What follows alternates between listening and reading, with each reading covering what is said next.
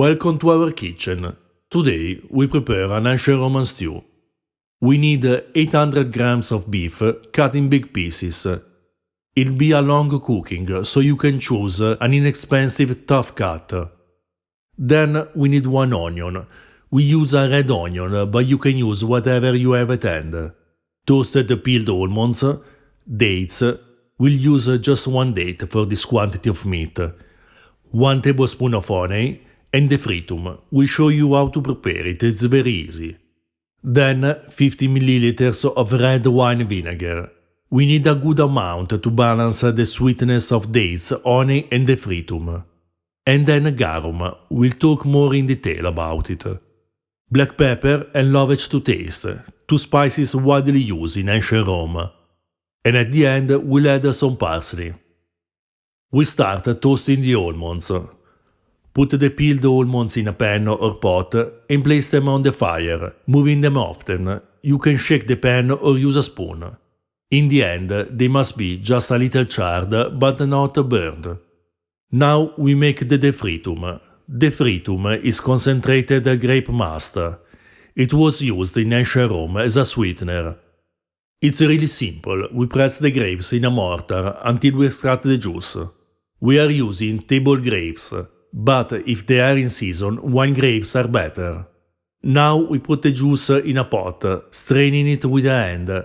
We need to simmer it at really low heat until it reduces by half. You can also strain it after simmering it. It will retain more flavor, but some grape varieties will also retain some bitterness. Ancient Romans used different levels of concentration of the must. The Latin author Pliny calls sapa the must reduced to a third, and the frutum, also spelled defritum, the must reduced to half.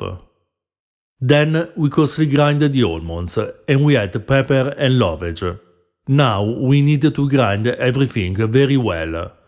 If the almonds are finely ground, they will thicken the liquids, creating a dense sauce that will coat the stew. When everything is well ground, you add 1 date. You don't need to grind it perfectly, it will dissolve during the cooking anyway. Now all the ingredients are ready and we can start to cook. Put some olive oil in the pot and when it's hot, add the onion and cook it until translucent. Then add the meat and sear it. Now we can add all the liquid ingredients. We start with 2 tablespoons of the fritum. Adjust the quantity if you prefer a more or less sweet dish. Then a tablespoon of garum and 50 ml of vinegar to balance the sweetness. Then 1 tablespoon of honey. We used 1 tablespoon of garum, but you can use more or less according to your taste. Remember that the saltiness changes for every producer.